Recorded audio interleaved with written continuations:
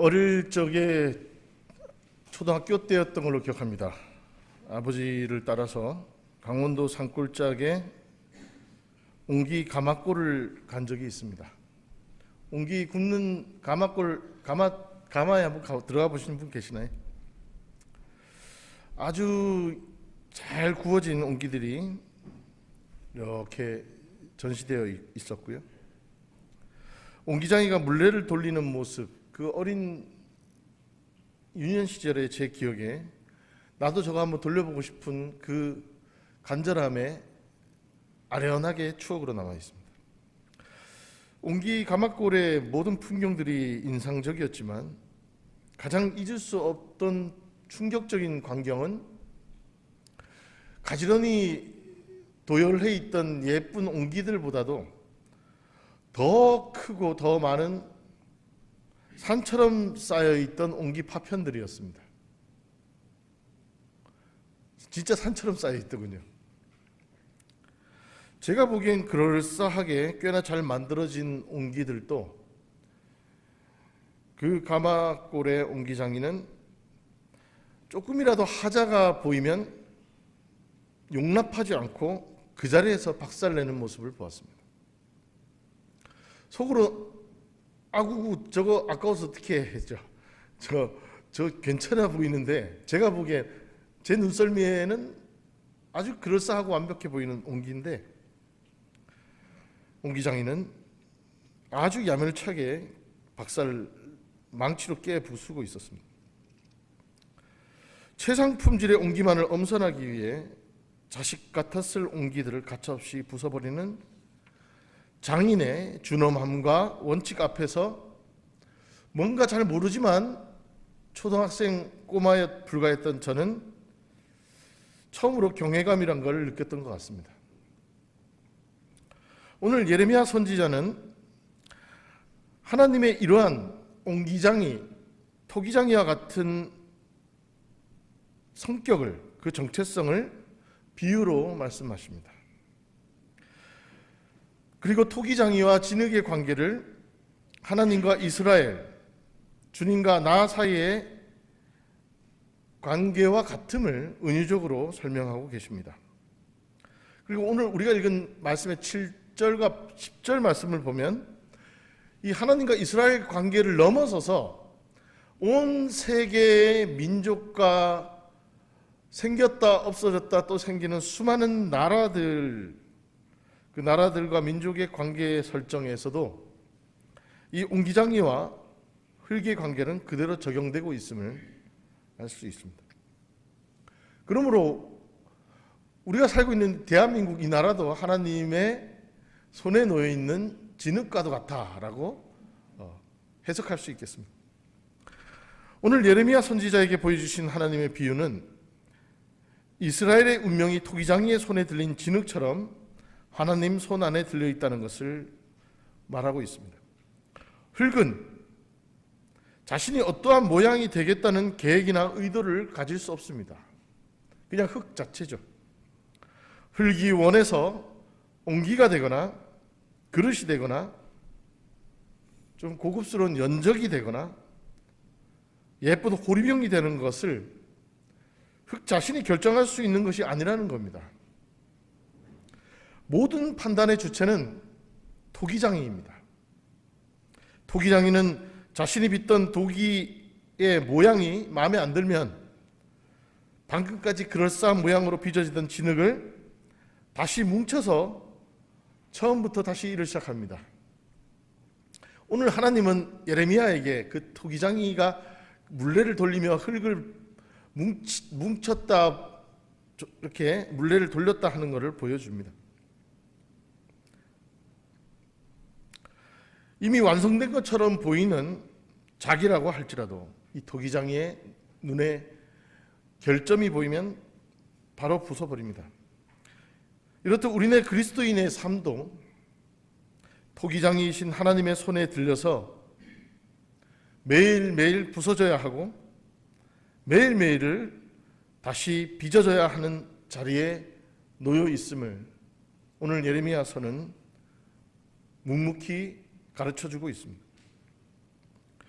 이렇게 우리가 좋은 그릇으로 완성되어지기까지, 그럼 우리는 어떤 자질과 태도를 갖춰야 할까요? 그냥 온갖 자갈과 유리 파편과 이물질들이 섞여 있는 투박하고 거친 흙으로 머물러 있어서는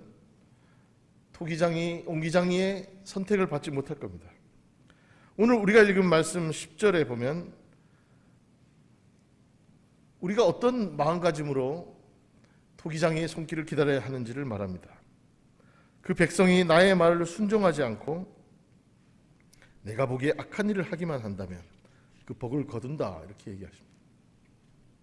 개역 개정판에서는 만일 그들이 나보기에 악한 것을 행하며 내 목소리를 청종하지 아니하면, 이렇게 나옵니다.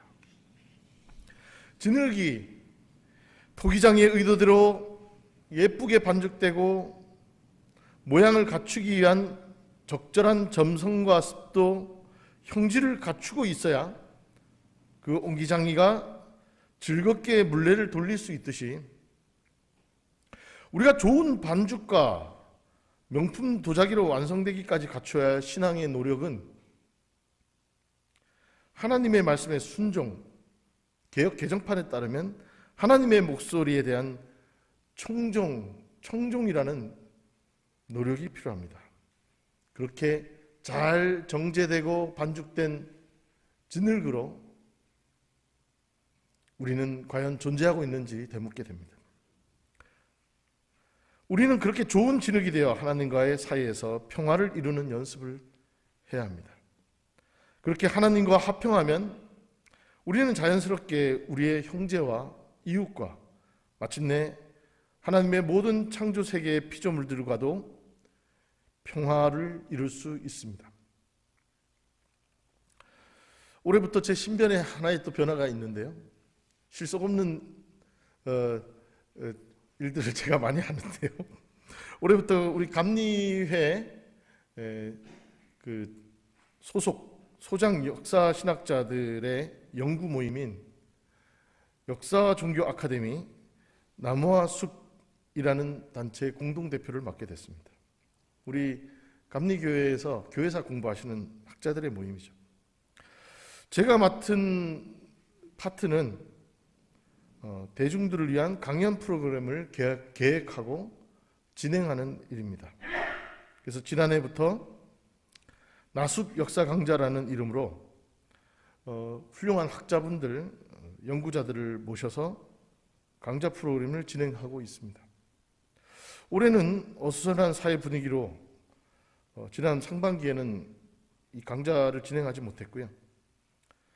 이제 지난주부터 9월 한 달간 일정으로 나숲 역사 강좌 시즌 3 연강이 진행되게 되었습니다.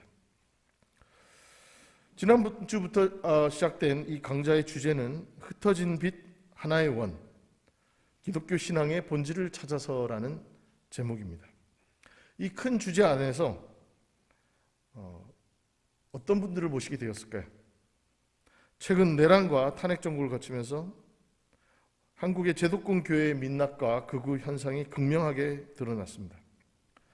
오늘 한국 교회의 모습에 대한 사회와 교계의 우려가 그 어느 때보다 고조된 이 상황에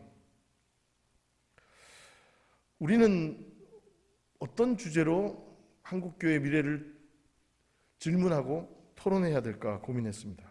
수많은 단체와 기관들이 한국 교회 극우화 현상에 대한 주제를 내걸고 학술 행사와 심포지움, 강연회를 개최하고 있습니다. 그래서 제가 생각한 것은 대규모의 제도화된 교회가 정신을 차리지 못하고 본질에서 벗어나 있는 것이 문제라면 제도권 밖에서 기독교 신앙의 본질을 놓고 씨름한 작지만 뚝심 있는 믿음의 사람들을 직접 찾아 만나보는 것은 어떨까라는 생각을 해보게 되었습니다. 한국 개신교 제도권 교회의 흐름 외에 기독교와 프로테스탄트 신앙의 전통 본질을 치열하게 고민하며 새로운 신앙의 길을 모색했던 믿음의 벗들이 있습니다. 우리 주변에 있었지만 직접 만나볼 기회가 적었던 아나베프티스트, 처음 들어보시는 분도 계실 수 있겠습니다. 제세례파라고 불리는 분들이죠. 무교회주의자, 이용도 목사님의 신앙을 계승하는 예수교회, 퀘이커 교도, 그리고 한국 토착 수도 공동체 영성을 이끌었던 동강원의 수도 영성, 이런 분들을 직접 모시고 이야기 듣는 강좌를 기획하게 되었습니다. 이번 강좌를 통해서 그들이 걸어온 역사와 노정을 경청하고 오늘의 이 전환기 속에서 어떠한 문제와 그들은 씨름하고 있는지 질문하고 공유함으로써 그동안 한국교회가 놓치고 있던 기독교 신앙의 본질적 가치가 무엇인지 재발견하는 계기로 삼고자 했습니다. 그래서 지난 화요일 첫 강연자로서 한국 아나베프티스트 센터를 창설하는 데 중요한 역할을 하셨던 캐나다 메노나이트 내한 선교사로 활동하고 계시는 김복기 형제님을 초대했습니다. 여기는 목사님 뭐 이런 직제가 없어요. 그래서 뭐라고 부르면 될까요? 하니까 형제라고 부르십시오 그러더라고요. 이분은 지금 춘천에 있는 봄내 시민평화센터 센터장으로 활동하면서 평화 운동을 함께 하고 있습니다. 참고로 아나베프티스트라는 말이 낯서신 분들을 위해서 설명을 하면, 아나베프티스트란 아나 다시란 뜻이고요, 베프티스트 세례받은 자란 뜻입니다. 세례를 다시 받은 사람들이란 뜻입니다. 그래서 이거를 학술적으로 제세례파라고 하는데, 이들은 16세기 종교개혁 당시 철저한 제자도의 정신을 기초로 초대교회의 순수성을 회복하기 위한 소수의 운동으로 시작된 이들입니다. 하지만 이들은 중세 유럽에서 가톨릭과 개신교 양측으로부터 너무 급진적이라는 이유로 극심한 탄압과 학살을 겪어야 했습니다.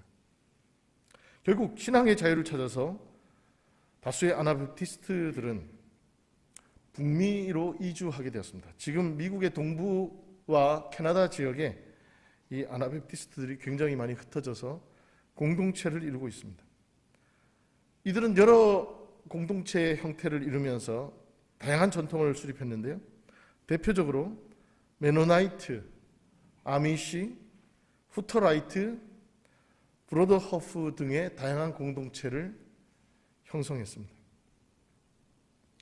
그동안 이론적으로 혹은 피상적으로만 알고 있었던 아나베프티스트들의 정체성과 역사적 유산을 이번 화요일에 김복기 형제님의 강연을 통해서 매우 입체적이고 역동적으로, 그리고 오늘 한국교회에 꼭 필요한 메시지들을 중심으로 배울 수 있는 시간이었습니다.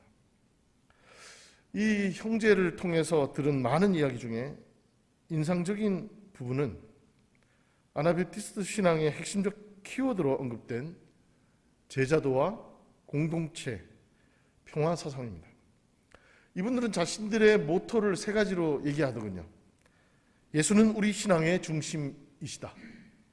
공동체는 우리 삶의 중심이다.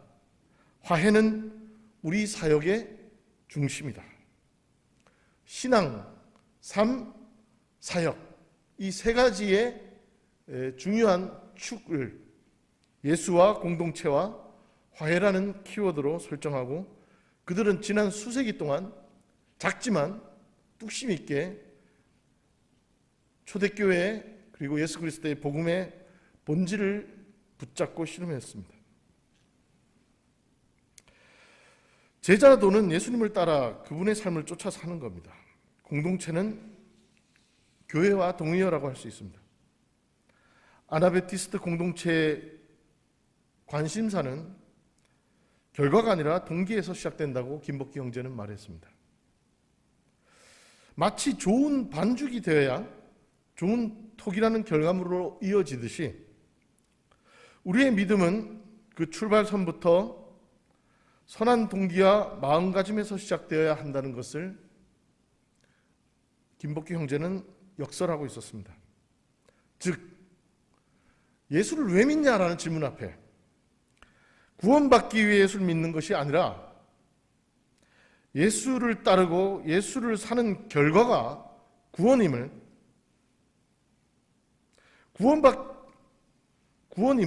역설한 것입니다.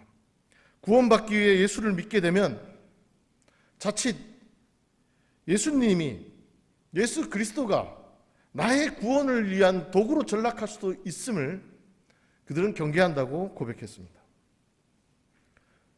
예수를 따르고 예수를 산 결과가 구원임을 우리는 늘 자각해야 된다고 강조했습니다. 그래서 아나베티스트들은 스스로 구원받았는지, 자신이 구원받았는지의 유무에 대해 크게 관심 갖지 않는다고 합니다. 정반대의 사람들이 유명한 그 구원파라는 사람들이잖아요. 구원 받으셨습니까? 그부터 묻잖아요. 그 사람들은 언제 맨날 몇 시에 구원 받았는지 기억하십니까? 그거 기억 못하면 구원 안 받은 겁니다. 이런 식으로 구원파라는 사람들은 구원받은 그 결과에만 집착하는데, 이분들은 그 결과는 하나님이 하실 몫이지 우리가 관심할 바가 아니다라고 고백합니다. 끊임없이 하나님과 동행하는 과정에서 매일매일 부서지고 새롭게 빚어지기를 반복하는 삶이기에 그들은 그저 하나님과 평화를 이루는 삶을 지향할 뿐이지, 구원은 그 결과 선물로 주어질 뿐 하나님께서 알아서 하실 몫이라는 거죠. 그래서 많은 사람들이 이 아나바티스트를 찾아가서 묻는다고 합니다. 당신 구원 받으셨습니까? 그래서 이 질문에 한 아나바티스트가 이렇게 답변했다고 하죠. 우리는 모르겠습니다. 근데 저 아랫마을 사람들한테 가서 우리가 구원받은 존재인지 아닌지 그 사람들이 뭐라고 하는지 한번 들어보십시오. 그들의 말이 더 정확할지도 모르겠습니다. 김복기 형제 그 말을 들으면서 과거 20년쯤 전에 경북 외관에 있는 베네딕토 수도회를 방문했을 때 수도 원장과의 대화가 떠올랐습니다. 이때 저도 그때 30대 초반의 시기로 그 노년의 수도 원장에게 도발적 질문을 했던 것 같습니다. 바깥 세상 속에서도 거룩하고 경건하게 충분히 살 수 있는데 왜 굳이 담장을 치고 수도원이라는 공간을 만들고 이곳에서 수도 생활을 하시나요? 굳이. 제가 그렇게 질문했던 기억이 납니다. 그때 수도원 원장은 이렇게 말하더군요. 누군가 우리들이 사는 삶과 믿음을 보면서 저렇게 사는 사람들이 저런 믿음이 존재할 수 있다면 어쩌면 하나님이 계실지도 몰라라고 고백할 수 있길 바라면서 우린 이렇게 살고 있습니다.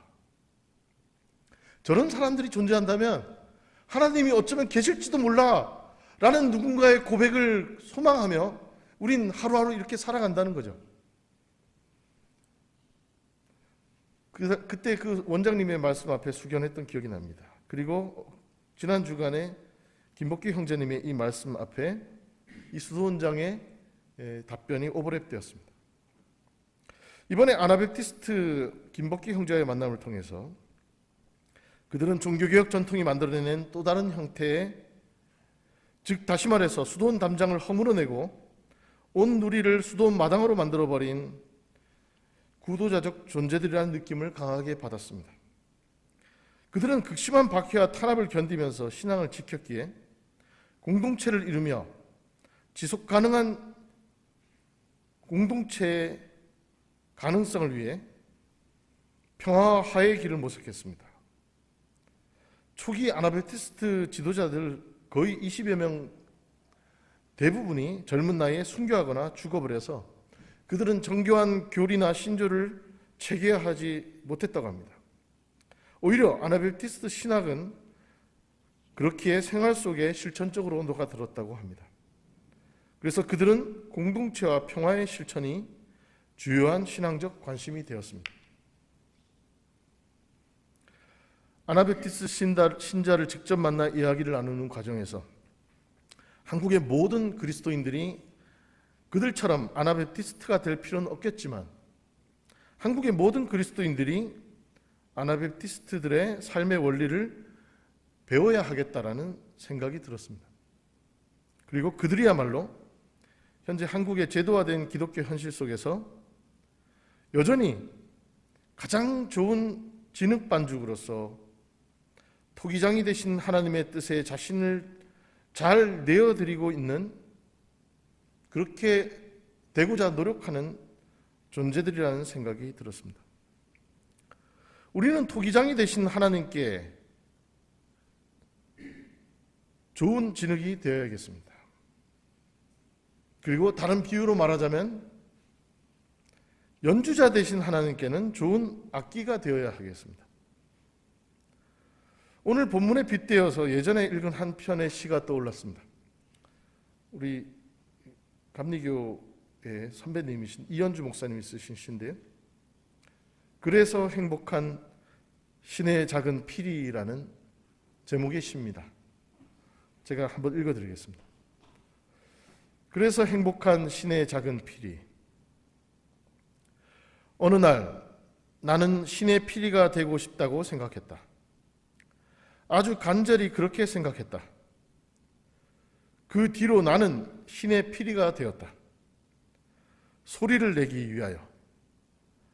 아무 하는 일이 없으면서, 제 소리를 따로 내지 않으면서 바로 그 내면의 침묵으로 뜻밖의 소리를 내어 슬픈 이에게는 슬픔을 더해주고 기쁜 이에게는 기쁨을 더해주는, 그래서 행복한 신의 작은 피리가 되었다.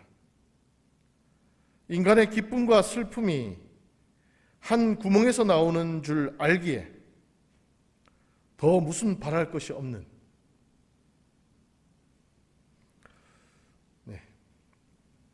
오늘 성가대에서도 아름다운 찬양을 들려주셨는데요. 이번 주 예정된 칸티쿰 합창단 공연에서 만일 오르간이나 관악기가 어줍지 않은 공명심이 생겨서 이 공연을 좀 더 근사하고 멋지게 만들어 보고 싶은 마음이 생겨서 지휘자나 연주자의 호흡과 의도를 무시한 채 돌발적인 제 목소리를 내기 시작하면 그 공연은 어떻게 될까요? 갑자기 연주자의 의도와 상관없는 소리가 막 나와요. 그럼 그 공연은 망하겠죠. 망할 겁니다. 우리는 이미 하나님이 그리스도인이라는 이름으로 불러주신 하나님의 창조하신 명품들입니다. 우리 좋은 연주를 위해서 명품 악기들이 필요하듯이 우리는 이미 명품으로서 하나님께 초대된 존재들입니다. 그리고 명품 그릇이기도 하고 명품 가방이기도 하고 명품 자동차이기도 하고 명품 피리이기도 합니다. 근데 이들이 명품이 되기 위해서는 필요한 조건이 있습니다. 그릇은 주인이 음식을 기쁘게 먹을 수 있도록 늘 청결하게 자신을 비워 놓아야 하고요. 가방은 주인의 기중품과 필요한 물건들이 안전히 보관될 수 있도록 넉넉한 공간 그리고 튼튼한 포장을 유지해야 합니다. 자동차는 운전자가 자신의 의도대로 방향을 잡고 속도를 낼 수 있도록 늘 안전점검과 정비를 해놓고 대기해야 합니다. 피리도 연주자가 내고자 하는 음정과 음색을 내기 위해 늘 자신의 내면을 비워놓고 있어야 합니다. 원리가 다 똑같습니다. 세상의 모든 물건들은 주인의 필요를 위해 자신의 의지를 내려놓고 주인의 작동에 순종하고 온전히 자신을 비워주고 주인의 의도를 따릅니다. 이것이 바로 앞서 제가 소개해드린 아나베프티스트들이 추구하는 제자도입니다. 제자도는 늘 제 소리를 내다가 어쩌다 한번 주인을 위해 자기 소리를 멈춰주는 것이 아니라 늘 비움과 침묵 속에서 주인이 나를 불러 호흡을 불어 넣어주기를 기다리는 순종의 영성, 비움의 영성, 기다림의 영성입니다. 그래서 아까 소개한 시를 쓰신 이현주 목사님도 바로 이 시를 소개하는 에세이에서 이렇게 결론을 짓습니다. 소크라테스는 자기의 길을 갔고 플라톤도 자기의 길을 갔다. 스승은 스승으로 살아가는 것이고 제자는 제자로 살아가는 것이다. 나는 스승이신 예수님을 앞에 모시고 살아가게 된 것 자체만으로도 감지덕지다. 그분처럼 나를 철저히 비워 그래서 얻게 된 충만한 나로 살 수 있다면, 이 육신 숨을 거두기 전에 단 한순간만이라도 그런 경지에 들 수 있다면, 이렇게 고백합니다. 오늘은 창조절이 시작되는 9월의 첫 주입니다. 주보 표지에 보면은 성령 강림 후 13주 외에 창조절 제1주라는 교회력이 명기되어 있는데요. 이제 성령 강림 절기와 더불어 대림절 이전까지 창조절로 보내게 되는데요. 이 절기는 태초에 하나님이 이 세상을 만드셨다는 것을 믿고 이해하는 것뿐 아니라 오늘도 계속해서 역사에 개입하시는 하나님의 뜻을 따라서 하나님의 도구가 되어 창조와 해방의 사역에 기꺼이 동참하기로 다짐하는 절기입니다. 하나님의 창조가 태초에만 있었던 사건이 아니라 오늘도 하나님의 창조는 계속된다는 믿음과 말씀을 가지고 그 사역에 함께할 수 있는 일에 적극적으로 참여하기 위한 절기입니다. 그렇습니다.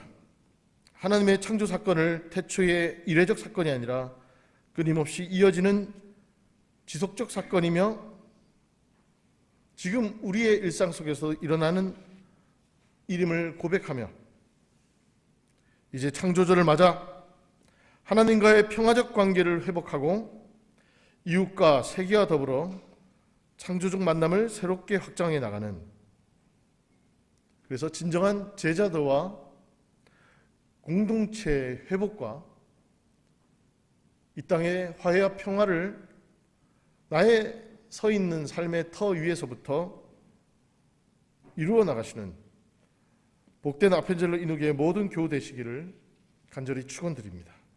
아멘. 자비하신 하나님, 오늘날 진정한 믿음의 길이 무엇인지 모호하고 헷갈리는 이 혼탁한 시절, 진정 주님을 온전히 바라보며 주님의 제자로서의 삶을 준비하고 나를 비워 온전히 주님으로 충만히 채워 이 땅에 주님의 그 사랑이, 그리스도의 향기가 더욱더 펼쳐지고 확장될 수 있도록 주님, 우리를 도구로 사용하여 주옵소서. 우리의 목소리가 아니라 주님의 소리가 우리의 텅 빈 충만함 속에서 울려 퍼질 수 있도록 주님 인도하여 주옵소서. 예수님의 이름으로 감사하며 기도드렸습니다.